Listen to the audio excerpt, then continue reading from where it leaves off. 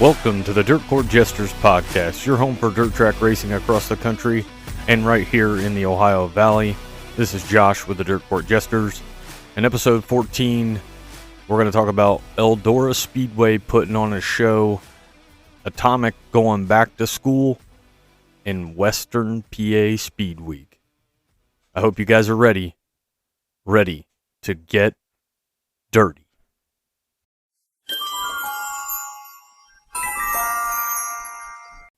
This week in dirt racing, we're going to go back to May 8th, 1999, when USAC National Sprint Cars visited the Terre Haute Action Track. Tony Elliott would come away with the win, Tracy Hines in second, and Dave Darlin would round out the podium. I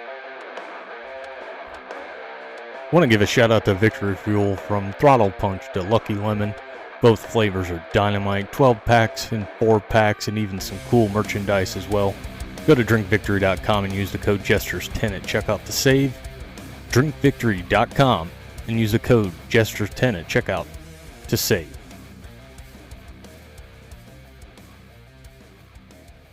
Acknowledge me!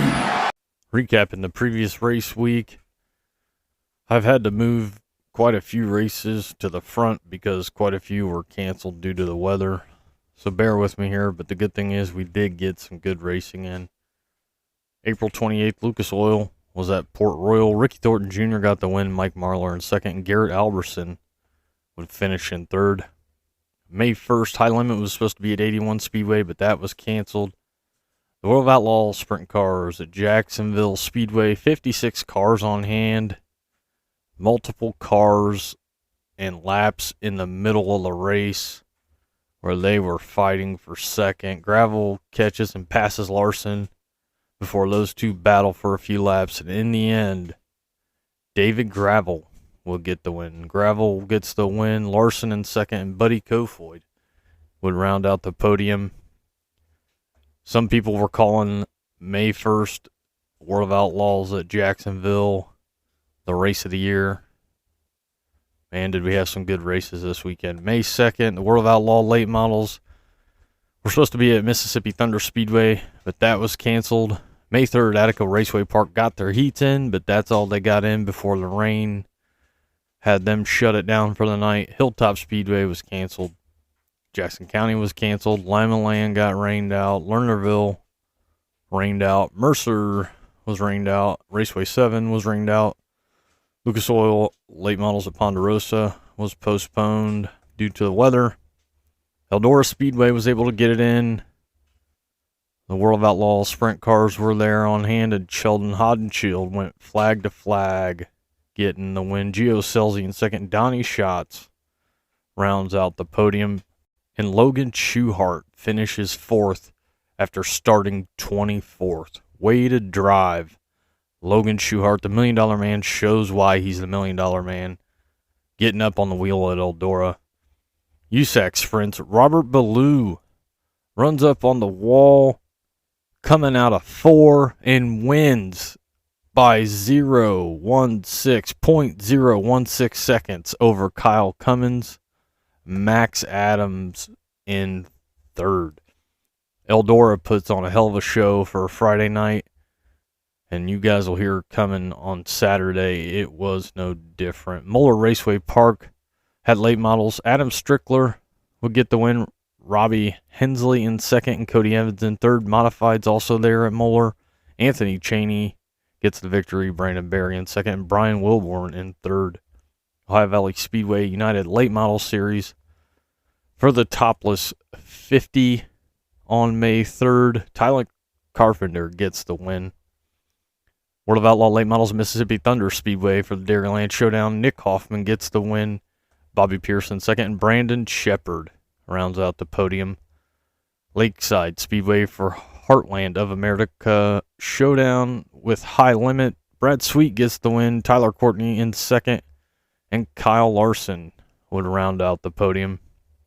Moving to Circle City Raceway, where they had some steel block sprint cars on hand, and Derek Crane gets the win. Owen Barr in second, and Tress Mailer in third. Also had USAA midgets there. Jalen Cox gets the win. Buddy Hollerman In second, and Tristan Brown would round out the podium. Hunt the front on Friday, May 3rd. Sam Seawright gets the win. Brandon Overton in second. And Will Harrington from 25th to 3rd. We've got Schuhart coming from 24th to 4th at Eldora on May 3rd. And then we've got Will Harrington with Hunt the Front at Ultimate Motorsports and RV Park, driving all the way up to 3rd from 25th. Way to drive there, Will Harrington. Moving to May 4th, 35 Raceway was canceled, Atomic was canceled, Fremont canceled, Goods Raceway canceled, Oakshade canceled, Wayne County canceled, Florence Speedway had Lucas Oil and they had to postpone that. Luckily enough, was able to get to Eldora on May 4th, Saturday, and they did not disappoint, just continuing from Friday. The World of Outlaw Sprint Cars, David Gravel and Donnie Schatz back and forth in a hell of a battle throughout the race. Schatz seemed better on the long runs, but a caution with 2 to go to restack them. Gravel and Schatz would go back and forth again.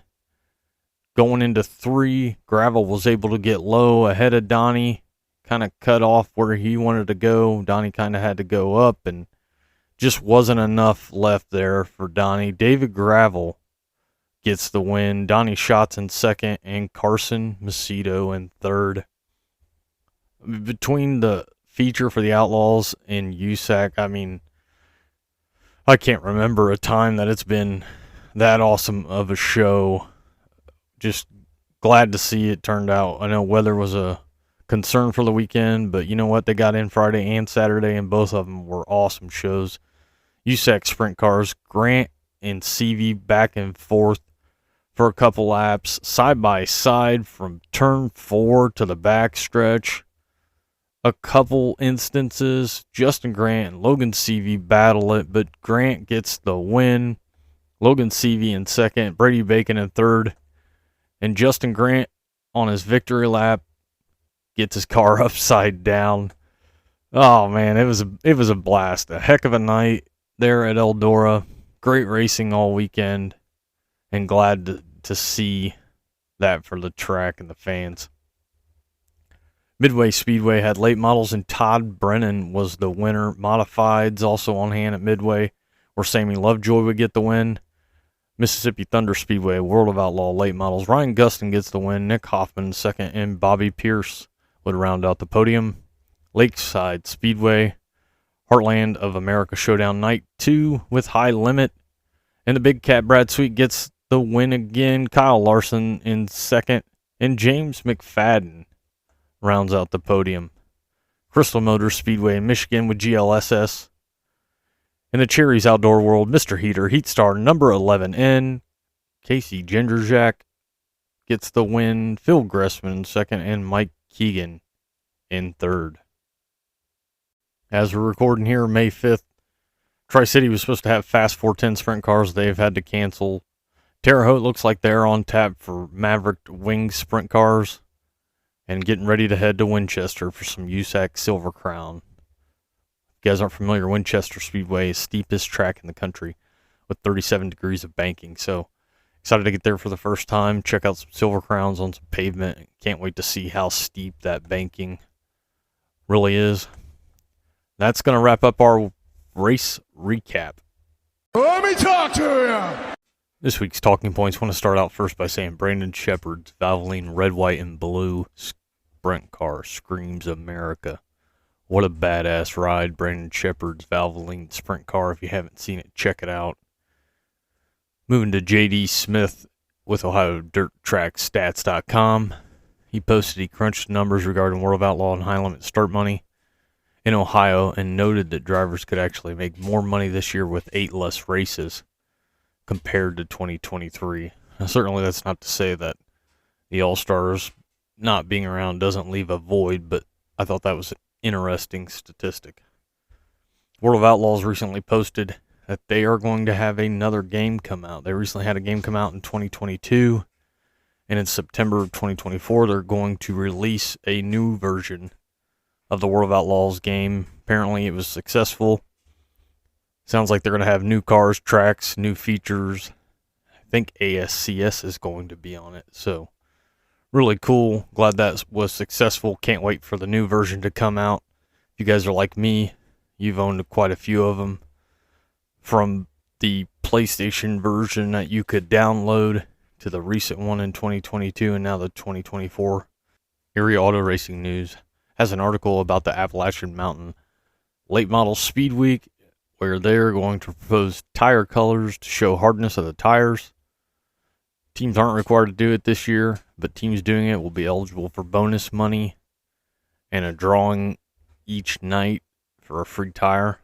Very interesting way to go about getting some fan engagement there. Obviously, if they're on the track with the tire colored, you're going to know whether it's soft, medium, or hard compound. So, pretty interesting, pretty cool. Go to aarn.com for more articles like that. Knoxville comes out with 410 Championship Series, $6,000 to win, $700 to start, which is an increase of $4,675. Bravo, Knoxville. They're always trying to do it big there, and it's good to see Knoxville continuing to lead the way in local shows. $6,000 to win, nothing to shake a hat at. $700 to start. Cool to see what they're doing. And wrapping up this week's talking points, what's old is new again. The World of Outlaws text line. Maybe you guys have seen this. I hadn't seen it before this week. But if you text the number 704-272-2727 with the word subscribe, you will get updates from the World of Outlaws when they've got shows going on. Yesterday, while at Eldora, notifications, everything from the draw to the driver's meeting to a change in the event. Very cool, very useful. So if you want to check that out, go ahead and text 704-272-2727 with the word subscribe, and you can get some World of Outlaw updates as well. And that's going to wrap up this week's talking points. Woo! Local coverage, going to start by talking about Atomic Speedway launching a sprint car youth initiative. Atomic's got their own sprint car. They're taking it to a local school. What a better way to get new young fans involved and interested in the sport by letting them see that 900 horsepower sprint car up close and personal. Very cool to see what they're doing there, Atomic. Also, we know Fremont's got that program where you can learn about anything from fuel systems to maintenance to even driving a sprint car. So, man, the state of Ohio stepping it up when it comes to the sprint car game, which obviously me as a Buckeye love to see that. Jackson County had to cancel opening night again. Apparently they don't have a meter for electricity, and without the meter, obviously you can't have electricity. So, man, they've been on the struggle bus, but it sounds like they're close. Hopefully the next go-around works out for Jackson County. Like I said, glad to see they're coming back. Millstream's coming back, and on that note, there's still work that needs done at Millstream. They're going to be out there on Saturdays and Sundays. I know they were starting at 9. I don't know with the weather change if perhaps they're starting earlier. I saw 8 o'clock this past weekend. So if you can get with them, Millstream Speedway's Facebook, let them know you're coming. They'll hook you up with lunch Saturdays and Sundays. It looks like they're starting at 8 a.m. now. Got to be getting close to, like we said, they've got a lot of small things that need done. Glad they're coming back. And lastly, to wrap up our local coverage, the Valvoline American Late Model Ironman Series announces 13 full-time drivers for their 2024 tour, crossing 4 states, Indiana, Michigan, Ohio, and Kentucky. And those 13 drivers are going to be as follows: Shane Bailey, Rod Conley, Seth Daniels, Billy Green, Greg Haskell, Austin Lay, Jesse Lay, Ryan Missler, Chris Nash, Rusty Schlenk, Devin Shields, Colin Shipley, and Justin White. And that's going to wrap up this week's local coverage. I'm the tower of power, too sweet to be sour. I'm funky like a monkey. Sky's the limit and space is the place.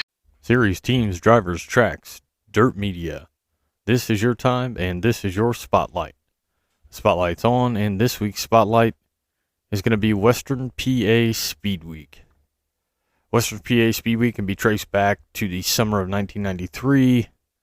Challenger Raceway in Indiana, Pennsylvania hosted the inaugural event on June 16th, and Don Kreitz Jr. would capture the victory there. Western PA Speedweek Point Fund this year in 2024 will pay out a total of $13,500, with $3,000 going to the champion. As become a custom, the point fund is fully guaranteed as long as 3 or more races are completed. Additional bonuses each night and at the conclusion of the week as well. Western PA Speedweek will be May 29th through June 2nd. May 29th, they're going to be at Michaels Mercer Raceway for $3,500 to win. May 30th, Pittsburgh PA Speedway for $3,500 to win. May 31st, the Gene Lynch Classic at Lernerville for $4,000 to win. June 1st at Sharon for $4,000 to win. And June 2nd at Tri-City for $3,500 to win. Western PA Speedweek rules also announced that they're going to have a work area that will be available during the feature only and will allow 2 minutes until the race has reached halfway. More than $100,000 in cash and contingencies to be awarded in 2024 for Western PA Speedweek. Some drivers have started to be announced, and I'm sure there are more to come. So if you get a chance, check out Western PA Speedweek, May 29th through June 2nd. You can also go to westernpaspeedweek.com for more information. Series, teams, drivers, tracks, Dirt Media. If you've got information you want to share, like always, hit me up on X at DirtCourtJester. And remember, the spotlight is always on. I drank a beer. I drank another beer. 3 beers. 4 beers. Oh no. This episode coming to a close, we're going to talk about the racing to come. May 8th, Spoon River is going to be Flow Racing Night in America. Lincoln Speedway is going to have the World of Outlaw Sprint Cars. May 9th, Lincoln Speedway is going to have Flow Racing Night in America. May 10th, Attica with AFCS 410s and 305s as well as late models. Bloomington, USAC Sprints and IMCA Race Savers. Farmer City with Lucas Oil late models. Red Dirt Raceway with ASCS National Sprints. 34 Raceway with High Limit. Lernerville United Late Model Series. Hilltop United CC Modified Series. Humboldt with the Extreme Outlaw Midgets. Limaland with the Mike Strecker Memorial with Midwest Thunder Midgets, Mod Stocks and Trucks. Moeller Raceway, Late Models and Modifieds. Ohio Valley Speedway, Late Models and Mods. Raceway 7 Late Models and Mods. Williams Grove with the World of Outlaws. May 11th, Atomic has Ironman Late Models. Fremont has AFCS 410 and 305 with trucks. Lawrenceburg with GLSS and Modifieds. Tyler County with Late Models and Modifieds. 81 Speedway with Extreme Outlaw Midgets. Fairbury with Lucas Oil Late Models. Florence Speedway with Late Models and Modifieds. Goods Raceway has United CC Modifieds. Mudlick Valley with Late Models and Modifieds. Oakshade with Late Models. Sharon with 410s and Modifieds. Skyline Speedway with 410s, Late Models and Modifieds. Tri-City has High Limit. Tri-State has USAC Sprints and MMSA. Wayne County has Fast 410 Sprints. And Williams Grove has the World of Outlaw Sprint Cars. That's going to wrap up this episode. We're just going to keep building this one lap at a time. Goodbye. Mwah, and good night, bang. Thanks for listening to the Dirt Court Jesters podcast. Give us a like, give us a follow, give us a shout out. Let your friends know on X and YouTube as well at Dirt Court Jester. And we hope to see you guys at the track.